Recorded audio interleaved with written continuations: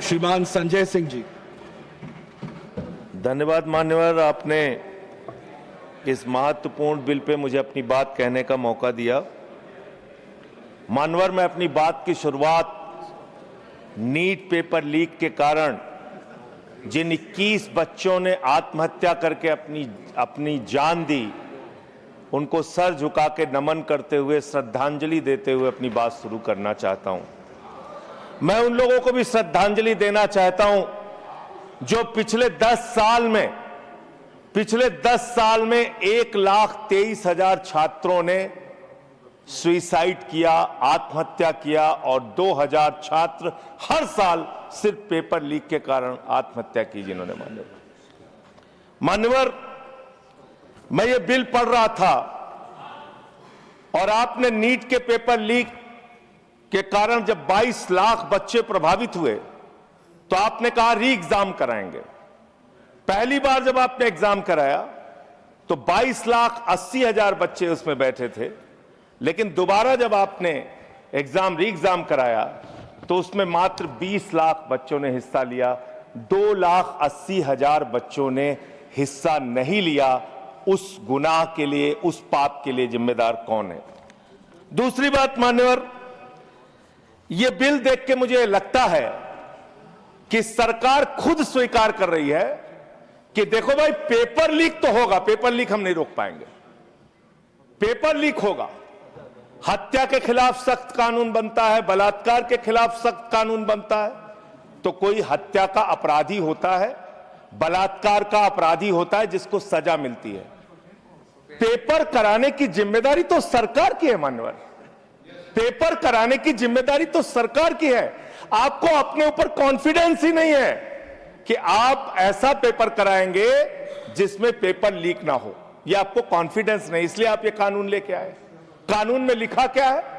इस कानून में आप लिख रहे हैं 2 महीने में इन्वेस्टिगेशन पूरी हो जाएगी, 3 महीने में ट्रायल खत्म हो जाएगा।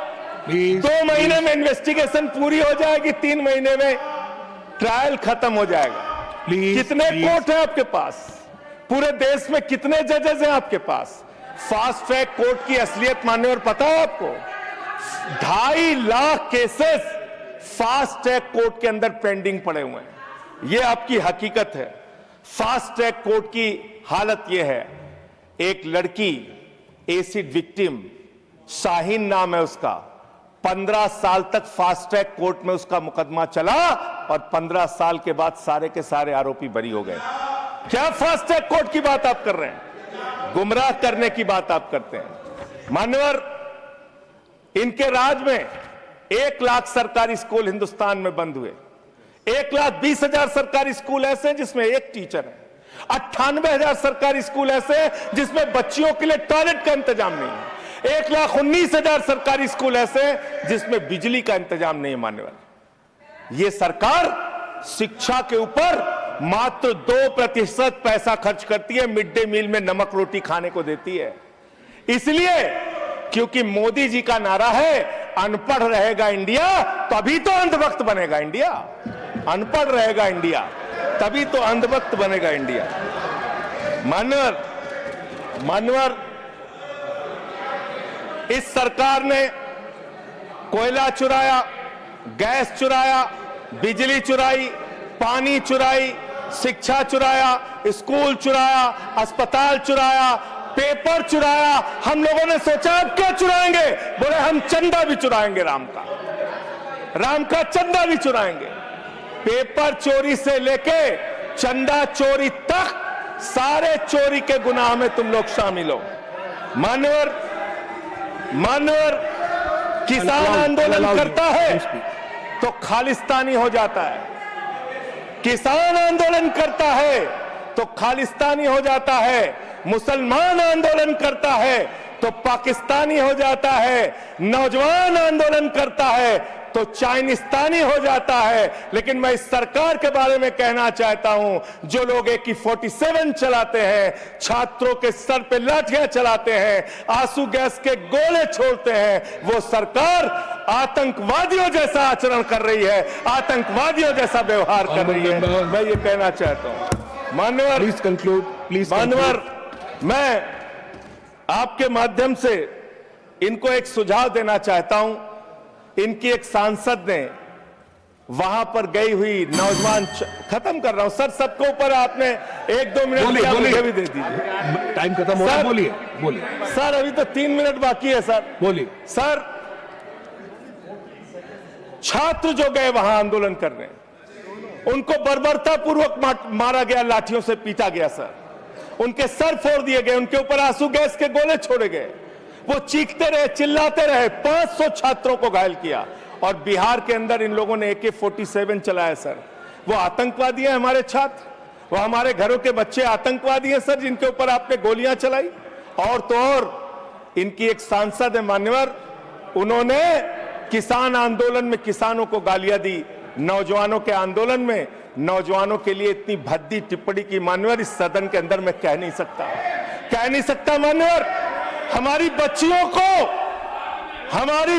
को यह कहा गया, उनके चरित्र के ऊपर सवाल उठाया गया। मैं निवेदन करना चाहता हूं JP नड्डा जी से, समझाइए अपने उस सांसद को। अभी तो उसको एक थप्पड़ पड़ा, सिर्फ 5 उंगली के निशान पड़े थे।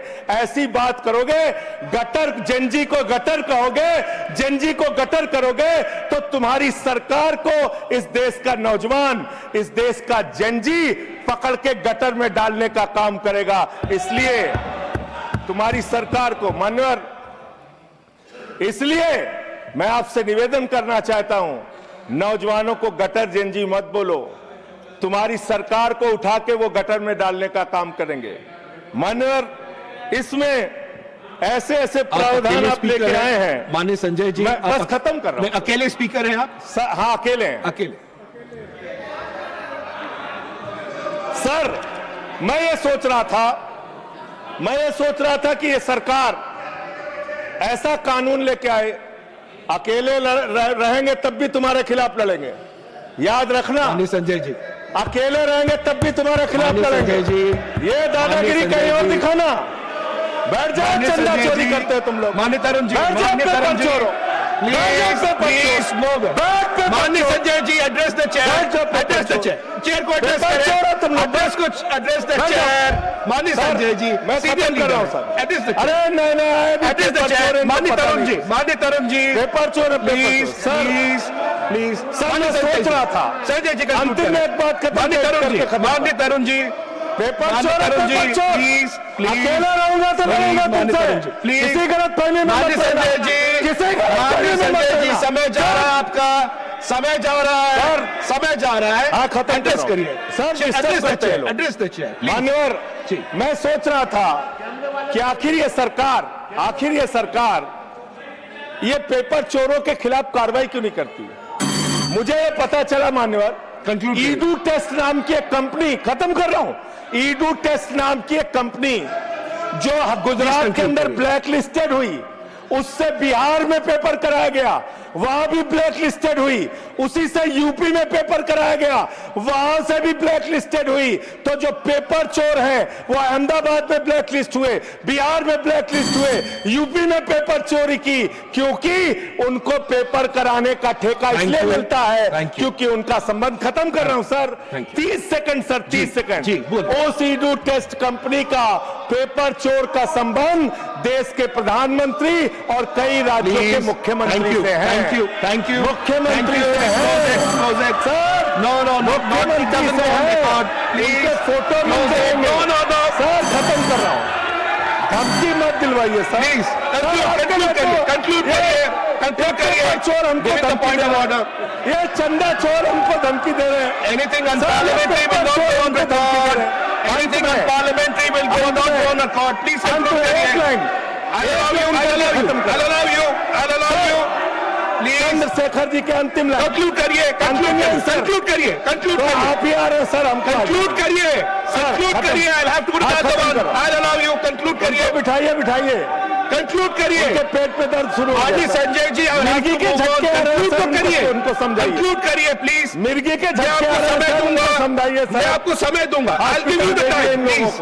कंक्लूड करिए सर, कंक्लूड करिए। अंत में चंद्रशेखर जी, स्वर्गीय प्रधानमंत्री जी की एक लाइन के साथ अपनी बात कहना चाहता हूं, इस देश के नौजवानों की तरफ से आपको जिन हाथों में शक्ति भरी है राज तिलक देने की, जिन हाथों में शक्ति भरी है राज तिलक देने की, उन हाथों में ही ताकत है सर उतार लेने की। इसलिए अहंकार थैंक यू, मत करो। Thank you. Point of order, point of order. माननीय सतपाल, माननीय professor mister Satpal Sharma ji, point of order. माननीय सतपाल जी, दो लोग नहीं, एक, anyone. Yes, There is a order number 110. Rule number 110.